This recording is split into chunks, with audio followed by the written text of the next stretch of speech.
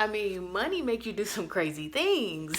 Like, who want to be broke?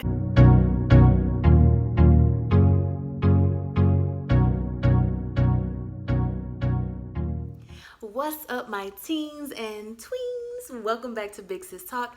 It's your big sis Bree here, and today's video is another story time because you guys just enjoy learning about my teenage years. So today I'm going to be talking about my first job I've ever had and how I got fired. So stay tuned for the entire video. If you are new here, go ahead, hit that subscribe button, press the like button, turn on your notification bell, and let's get right into the video.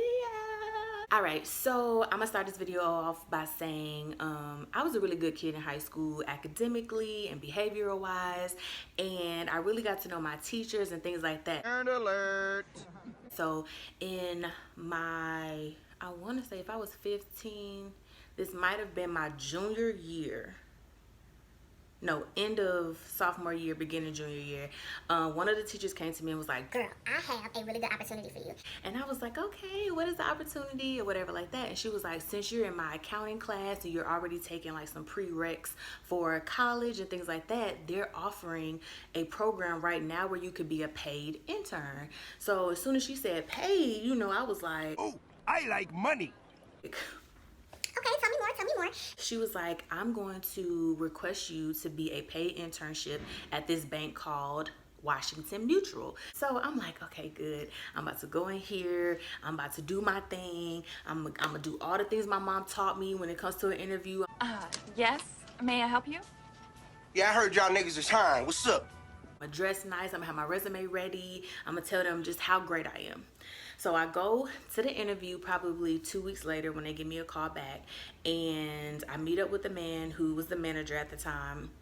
And he really enjoyed our conversation. We talked about what my dreams were, what my goals were, what I was going to do after college, and found out the college that I was actually going to go to, which was ASU, was actually his alumni college. So Got him! you already know he was like, you got the job. So I'm like, yes, I got the J-O-B. And I told my mom, we celebrated, we had a good time. He told me I could start in 2 weeks. 2 weeks later. So I started to work, and I was actually like a receptionist. So like as soon as you come in, I would say, hey, how can I help you? And they would be like, can I speak to a bank teller? I would take the person's name. I would let them know to have a seat. I asked them if they wanted water and coffee. And I was just good at this because I already like being around people and talking to people. So it was just a perfect job for me. So I got to know some of the co-workers. They started like letting me get on the registers and learn how to do bank telling and things like that. And I had a really hard time clocking in and clocking out because the way the system was set up, you had to put in your hours before you left that day. And I would always forget to put in my hours, and then I would get my check, and my check would be so short. And the manager used to be like, baby girl, you have to make sure you put in your time because I can't keep going in and changing your time. It's going to look like I'm being fraudulent. So I said, okay, well, I'll just make sure I don't forget. So I got cool with this one girl. I cannot remember her name, but she was the most sweetest person I had ever met in my whole life. I wonder how she doing. Okay. But anyway, we got really close, and I was telling her about my situation. I'm like, can you please remind me at the end of the day to put my time in because my check is short every single week. And he said that from this day on, he's not going to go in and change it anymore because he doesn't want to, you know, get in trouble or make it look like he's doing some fraudulent stuff for me or whatever like that. So she said, oh girl, you didn't know? You can go ahead and put your time in for the entire week. So that afternoon, I decided, let me go ahead and just put in all my time or whatever like that, and I could just, you know, not think about it all week. So weeks and weeks and weeks went by, and I'm getting paycheck after paycheck after paycheck. I mean, I'm walking into school like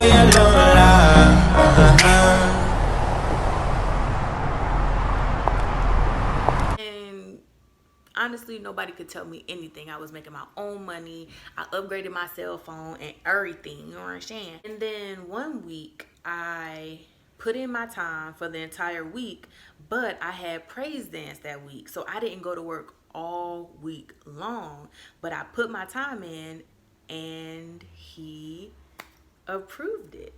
And in my head, I'm like, should I tell him that I really didn't work, or is it like an automatic system and it just approves it whether you work or not? So in my head, I'm like, I got like the angel over here and the devil over here. My shoulder angel. Don't listen to that guy. He's trying to lead you down the path of righteousness. I'm gonna lead you down the path that rocks. And y'all, I ain't gonna lie, I was 15 turning 16. I needed this money. I ain't tell him a doggone thing. I let him do whatever he needed to do. I'm like, okay, if he finds out, he finds out. Any way it go, you know, I could just say that it was a mistake. Why you always lying? Right? Right. So I let that one slide and I said, okay, I'm not gonna do it again. I promise. I'm not gonna do it again. So now it's probably a few weeks later and around Thanksgiving time, and I told my mom that I wanted to work during the holidays because I would get double pay. So I put in my time for those 2 weeks that we were going to be open for Thanksgiving break, and because I was going to be out of school for 2 whole weeks. And then my mom come and tell me, you know what, we're actually going to be going out of town for those 2 weeks, going back to Indiana to see your granddad, so let your job know you're not going to be coming in. I didn't tell my job. I said, you know what, they looked over it once, they'll look over it again, and if I need to, I'll just give them the checks when I get it and let them know that it was a mistake. And we come back and I'm like, Mom, I gotta go to work Monday. I have to go to work Monday. I gotta pick up my check or whatever like that. So I go in, and as soon as I walk in the door, everybody looks at the door and just stares at me. And I'm looking like, what's up? Hey y'all. And the girl that I was really close with, she walked over and was like, where have you been?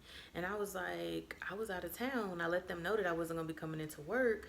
Why, what's up? And she was like, did you hear that our manager got fired?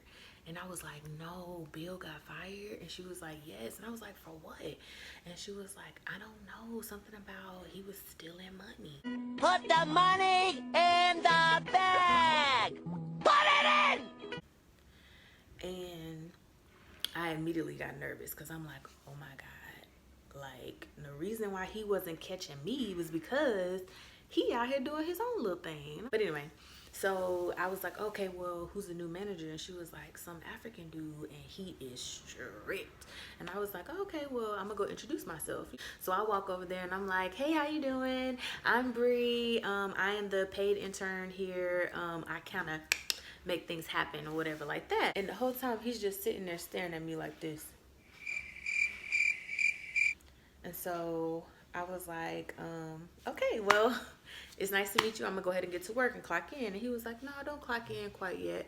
He was like, I've been waiting for you to come in. Can I speak to you in my office? And I'm like, yeah, sure, of course. You know, not thinking nothing of it.